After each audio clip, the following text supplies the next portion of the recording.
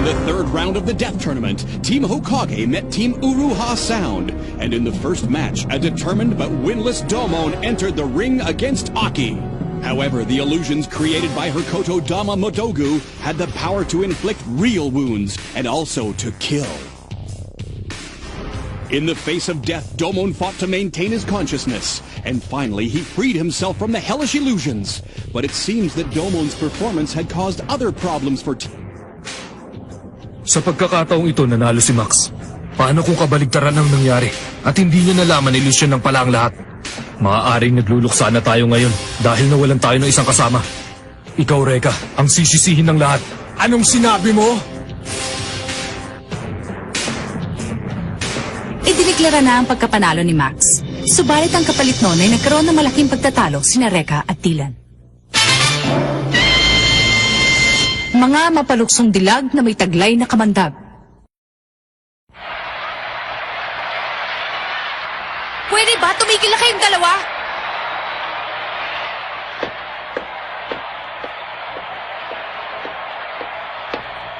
Ako na ngayon ang lalaban. Patawarin mo ko, Ate Naomi. Hindi ko... Magpahinga ka muna. Pagbabayaran nila naman ang ginawa nila. Miki. Dudurugin natin ang Hokage sa pinakamabisang paraan na alam natin. Apa! Mga kaibigan, ang dalawang kasapi ng Uruha Oto ay sabay na yung umakit sa lina. Ano kayang balak nilang gawin? Demi, ano bang ginagawa mo dyan? Kung announcer, ikaw lang tahado sa laban, ha, Tanya? Sandali lang, babalik ako agad! Lagi mo nala ako iniiwan eh. Ipinakikilala ko si Miss Kagero, isang eksperto sa larangan ng mga mahirapang sandata. Bumati ka naman! Magandang araw sa inyong lahat. Reka Hanabishi, bakit hindi pa natin tapusin ang lahat sa susunod na laban? Kaming dalawa ni Miki laban sa inyong dalawa ni Dylan Mikagami sa isang double bout. Huh? Ano ka mo? Double bed? Mga kaibigan, mukhang nalito na lang gusto si Reka Hanabishi. Ang ibig sabihin ng double bite ay dalawang pares sa sabay na maglalaban. Reka, ihanda mo ng iyong sarili sa mangyayari. Huwag na tayo magaksaya pa ng oras. Uusad sa susunod na bahagi ang mananalo sa labang ito. Kung magiging tabla ang laban natin, kayo pa rin ang panalo dahil may isa na kayong panalo. Bakit kaming dalawang gusto mong labanan?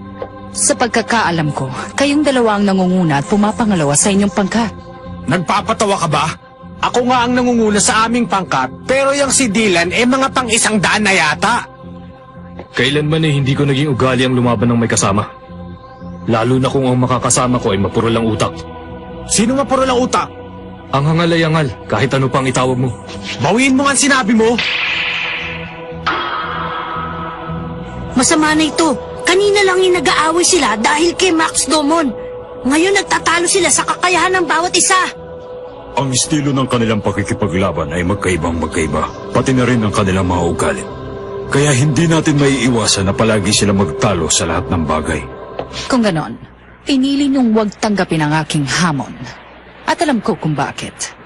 Dahil kahit na matalo kayong dalawa, mananalo naman si Ira nang hindi lumalaban dahil tatatlo lang kami. Maaaring manalo kayo na may isang talo, dalawang panalo. Kung ganon, mas malakas at mas matapang pala kaming mga babae. Simulan mo na, Miki. Pero huwag mo masyadong gagalingan. Alam mo namang talunan ng iyong makakalaban. Apo, Ate Naomi. Sandali lang! Hindi ako papayag na insultuhan mo kami ng gano'n na lang. Double bout akong double bout. Pero pagkatapos ng labang ito, double buko lang aabutin nyo. Hindi kita pinahintulutang umakyat, Reka. Eh di bumaba ka, ako nang bahala sa kanila. At wag na wag kang makikialam sa akin. Linya ko yan. Kung ayaw mong bumaba, umupo ka na lang sa isang tabi at manahimik. Kayang-kaya ko na ito. Hindi ko kailangan ng pakikialam mo. Hindi kita yaya, kaya wag mo akong paunahan. Sa palagay ko po ay tinanggap na ng Hokage team ang hamon ni Naomi. Gaya ng napagkasundo ng dalawang bangka, ang labang ito ay magaganap ng dalawa sa dalawa. Double bout! Para sa Uruha Oto, sina Naomi at Miki. At sa Hokage, sina Reka Hanabishi at Dylan Mikagami. Hanggang ngayon ba naman, nag-iislaban pa rin ang dalawang yan? Hindi ito ang lugar at panahon para kayo mag-away. Si Reka? at si Dylan. At ngayon, ang unang double bottom balik sa unang utos sa oxygen! Hindi ko kailangan ng tulong mo, Reka. Tumahimik ka. Hindi ko ang pinuno dito. Simulan na! Nikki, apa,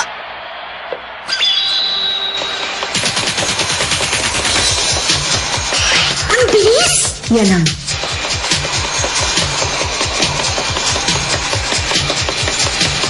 Mahiwagang idakin. Kapag inilagay ito sa kanyang mga binti, makakaya niyang gumalaw ng kasing bilis ng hangin. Hawak ko nga ang Ida-10 at ako ang inyong makakalaban. Hello! Baka hindi mo alam kung gaano ako kalakas.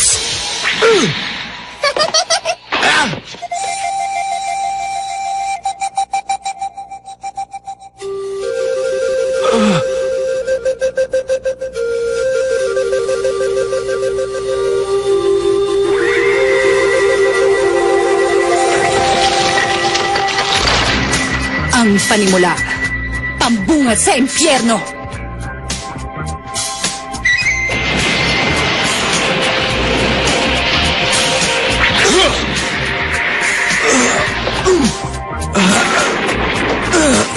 Huwag kang humarang sa dadaanan ko! Ikaw ang humaharang sa dadaanan ko.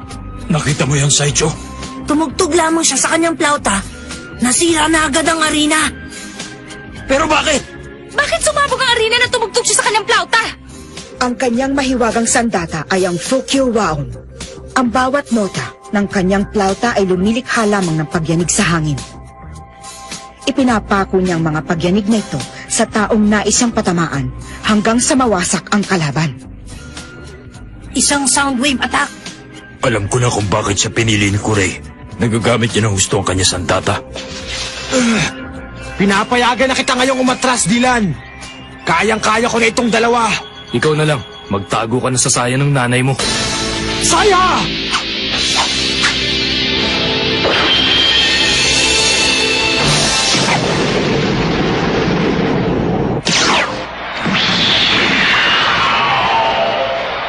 Hindi ako papayag na gawin mo uli sa amin ang ginawa mo kanina!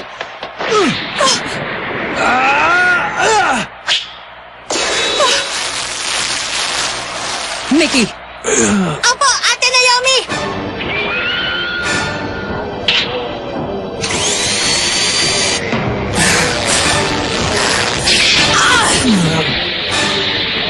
Quartet! Sayang! Maganda ka pa naman! Kaya lang bulag ka! Mali ka, Max. Tignan mo yun! Yamabiko!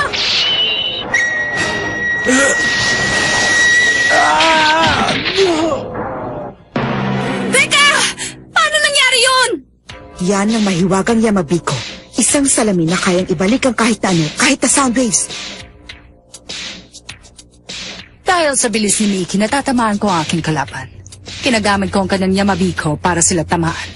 Yan ang dahilan kung bakit kahit kailan na hindi pa kami natatalo na magkasama. Babasagin ko sa salamin na yan! Hindi mo na magagamit yan. Talaga? Hello? Gumagwapo ka pala kapag nilalapitan ng gusto? Gusto mo ba na isang halik? Huwag na lang kaya. Dahil lang sabi sa akin ni Ate Naomi, medyo magpapakipot daw muna ako sa lalaki.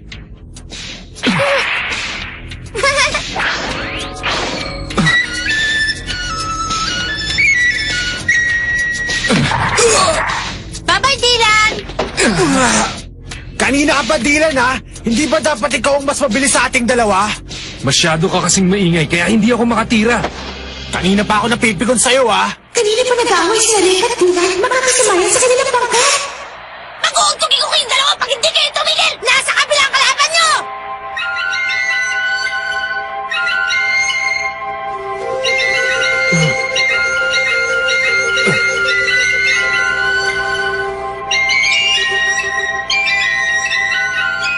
Kakaibang hilig ngayon ang pinatutugtog niya. Maaaring ibang uri naman ang pag-atake. Rhapsody!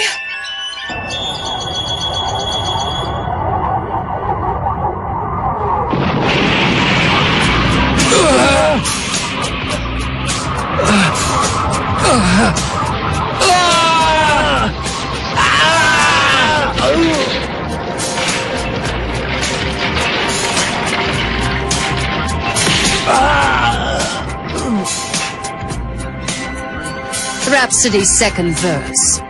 Sa ilalim ng malamig na libingan,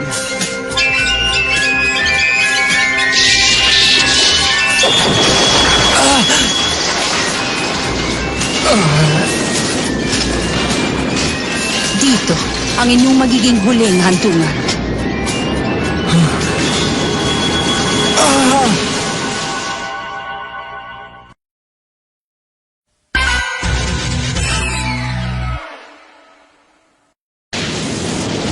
Hindi ko may galaw ang aking katawan. Tatamaan sila ng mga bato!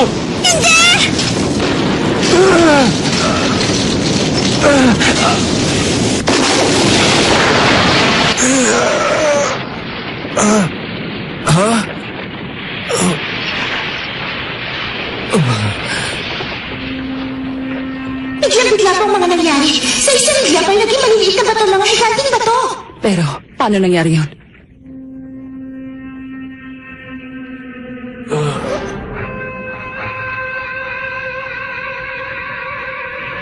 Si Max!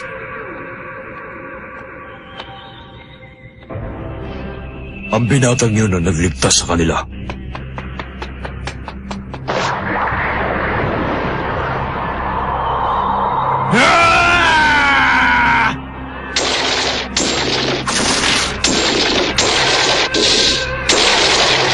Kahanga-hanga ay pinakita niya sa araw-araw.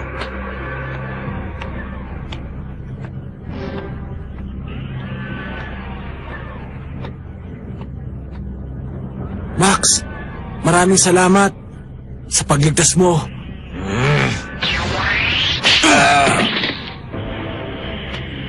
Max! Nakakahiya! Anong sinabi mo? Huwag akong sisihin mo. Kung hindi dahil sa hambog na ito, madali ko nang matatalo ang kalaban eh. Teka, linya ko dapat yun ah. Hindi kayong dalawa. Ako ang nakakahiya!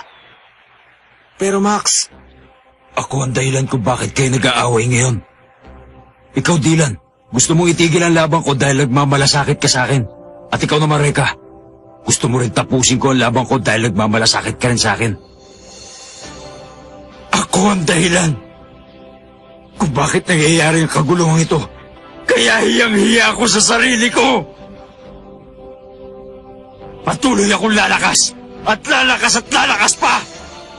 Ayoko na may nag-aaway kung makakatagal pa ako sa laban. Maliwanag. Nakakaya ka talaga! Kung hindi dahil sa'yo, tapos ng laban! Malis ka na dyan! Stormo ka dyan! Dapat sa'yo ma-disqualify! Oo nga! Alis dyan! Tumahimik kayo! Wala akong pakialam kahit ano pa mangyari sa akin! Kahit na mapawalang bisa ang pagkapanalo ko, alam kong kayang-kaya nyo ipanalo ang labang ito para sa ating pangkat. pero Max, pinaghirapan mo ng gusto ang pagkapanalo mo ngayong araw na ito. Baliwala yun sa akin. Ang mahalaga, iisa ang ipinaglalaban nating lahat. Magtiwala tayo sa isa't isa. Yan ang magkakaibigan. Madrama din pala si Max. Salamat.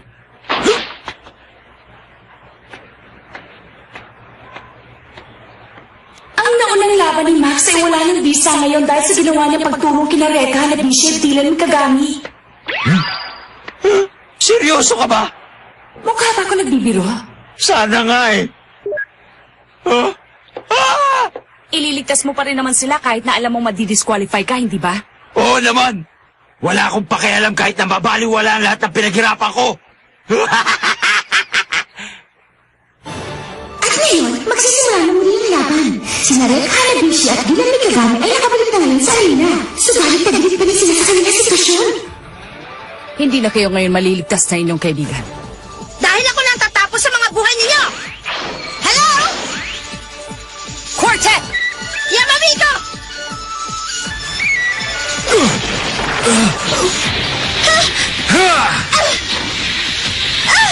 Quartet! Saya Engine!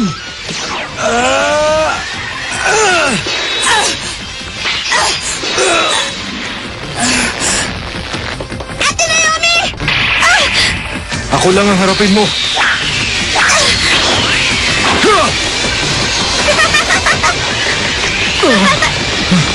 Huli ka!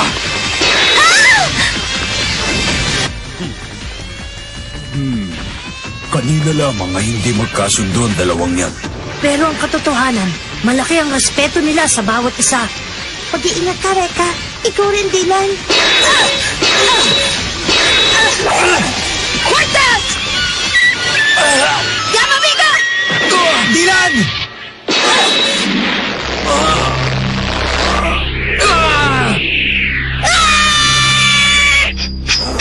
Kailangan na kita ngayon, Nadare! Sinong tinatakot mo? Alam ko na hindi mo kayang tawagin ang isa mo pang flame dragon habang ginagamit mo ang isa pa! Ngayon na, Nadare! Tahanin! Hindi maaari! Nagawa ko rin!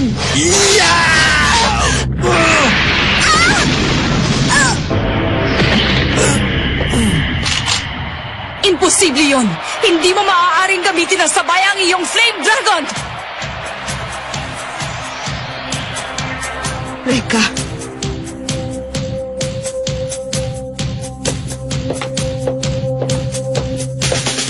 Tingnan mo sila, Max! Sabay silang lalaban! Hindi pa tapos ang laban, mga hambog! Ito naman ang subukan nyo! Fugue! Ako ang titirahin niya.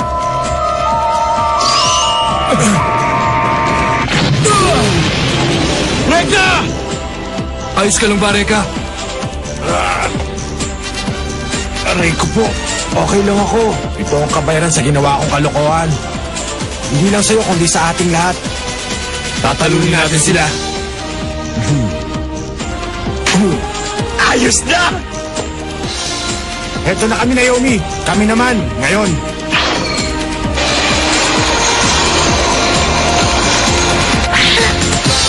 Huli ka! Mickey! Kung mabilis ha, kinakailangan lang namin maging mas mabilis sa kanya. Kailangan mo bang tumula para lang makapagpatawa? Mickey! Magbabayad kayo! Talon! Naiwasan nila. Rhapsody! Pero paano? Nakita na namin ang lahat ng kaya mong gawin. Kaya hindi na inuubra sa amin. Ang panimula ay ang pambungad mong pag-atake. O ang tinatawag na focused wave attack.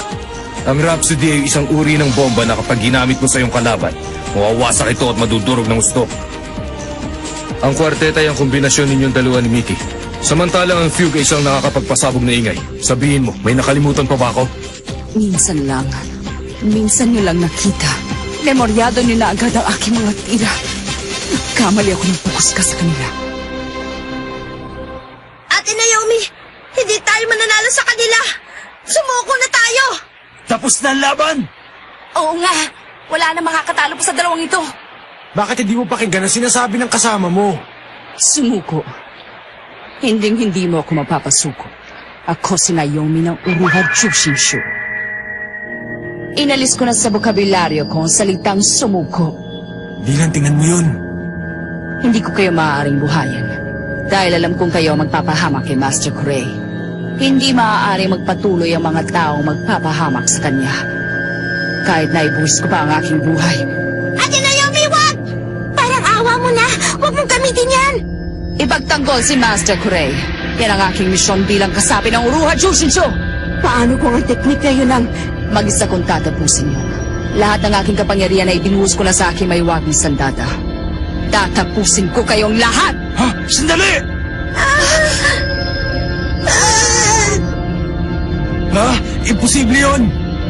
Ang musikang kumikitil sa buhay ng mga naniniwala.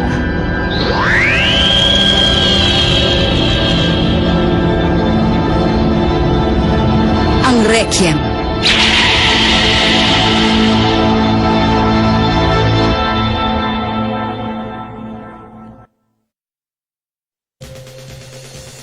Damn it!